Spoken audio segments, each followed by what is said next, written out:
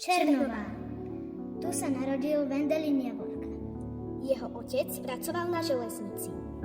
Toto je jeho rodný dom. A toto je jeho rodina. Andrej Hlinka mu povedal: Vendo, chod do seminára. Pôjdem jezuitom, odpovedal Wendelin Javorka. Rím. Založíš ústav Rusikum. Bude to ťažké.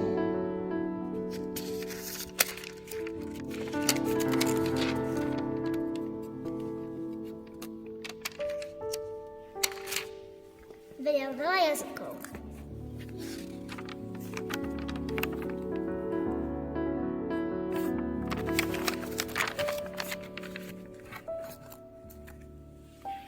Šanghaj. Mojich najlepších 5 rokov života. Čo robil v Šanghaji? Založil školu a internát pre ruských emigrantov. Rusko. Tu trpel.